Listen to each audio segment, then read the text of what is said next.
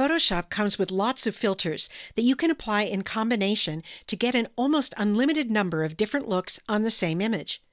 In this video, you'll learn how to preview and apply combinations of filters using the filter gallery. If you're following along, open this image from the practice files for this tutorial. We only have one layer in this image. If you're working on a multi-layer image, then select the layer to which you want to apply the filter. And then go up to the filter menu. And if you come down to this area, you can apply a single filter from any of these categories. But let's see how we can preview and apply combinations of filters. For that, choose Filter Gallery from this menu. That opens this big filter gallery window, with the last filter that you used applied to the open image. So your image may look slightly different than mine. Over on the left, there's a big preview, and in the middle, there are thumbnails of filters. To preview a filter on your image, just click its thumbnail. And you'll find lots more filter thumbnails in these folders. I'll click the arrow to the left of this folder to open it, and I'll click on one of these filters. Now, even if you don't like the look of a filter at first, give it a chance, because there's a lot you can do over in the next column, where you'll find controls that are unique to whichever filter you just selected. And you can experiment with these controls. What's really special about the filter gallery is that you can preview combinations of filters on your image here.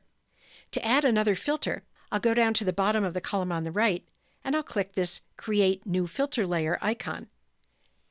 You can now see that there are two copies of Diffuse Glow applied to this image.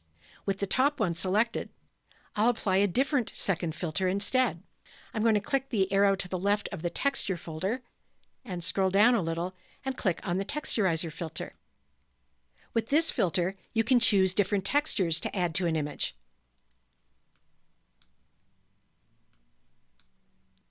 And you have controls you can use to vary the look. Let's add one more filter to this combination by going down to the bottom of the column and clicking this icon, and then going over and selecting another filter thumbnail. Even if you don't like the look of this at first, you can go back to the filter layers, where there's now a new layer, and click and drag that layer beneath another filter, and get a very different look. You can turn these filter layers off and on temporarily by clicking the eye icon to the left of any one. So there's how this looks without that last filter, and here's how it looks with the filter. If you really don't like one of the filters, you can delete it by selecting it here and then going down and clicking the trash icon. When you like the preview of a combination of filters, you can apply them to the image by going up to the top of this window and clicking OK. That closes the Filter Gallery window and takes you back to your main Photoshop workspace. Applying those filters has made a permanent change to this image, so regardless of the format in which you save the image now, the filters will be baked in and non-editable. If you don't like the filters, the only thing you can do at this point would be to undo. As you get better at Photoshop, you may decide to give yourself more flexibility by applying filters in a non-permanent way as editable smart filters, as you'll learn how to do in the next video.